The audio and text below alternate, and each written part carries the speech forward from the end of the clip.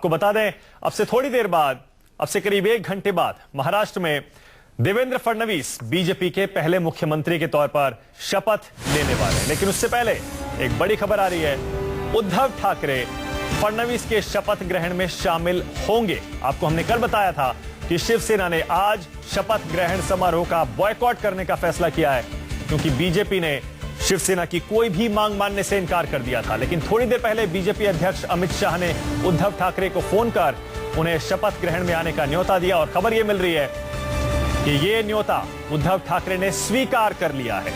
आखिरकार जो अटकलें लग रही थी कि कहीं बीजेपी और शिवसेना के संबंध पूरी तरह से टूटने तो नहीं वाले हैं, उन पर एक बार फिर से विराम लग गया है। फिर बीजेपी शिवसेना के रिश्तों में एक नया ट्विस्ट आ गया है।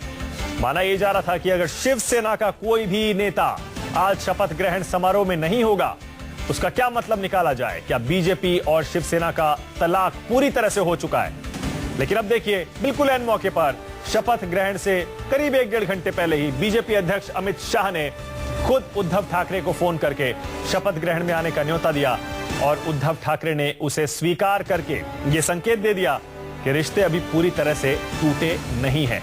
आप जानते ही होंगे, महाराष्ट्र की विधानसभा में बीजेपी को अपने छोटे सहयोगियों के साथ मिलकर भी बहुमत के आंकड़े तक पहुंचने में संघर्ष करना पड़ रहा है। हालांकि एनसीपी ने बिना शर्त बाहर से समर्थन देने का फैसला किया है, लेकिन फिर भी बहुमत का आंकड़ा अगर एनसीपी के दम पर बीजेपी छूती है तो उसे सवालों के जवाब देने पड़ेंगे। फिलहाल विनोद जगदाले मुंबई से जुड़ गए हैं। विनोद, अब यह तय है उद्धव ठाकरे जाएंगे?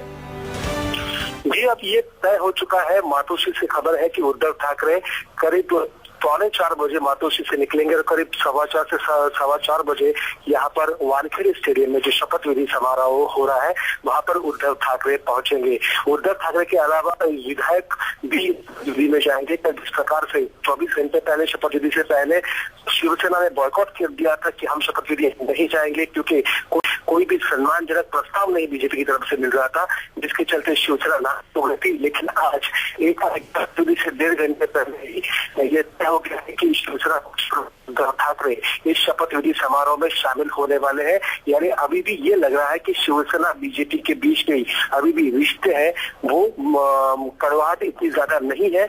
आगे जाकर शिवसेना भी सत्ता में वो उनके साथ शामिल हो सकती है, क्योंकि जो भी छोटे छोटे दल हैं जो बीजेपी के साथ है उनको अगर इकट्ठा कर लिया जाए फिर भी मैजिक फिगर नहीं पहुंच रहा है।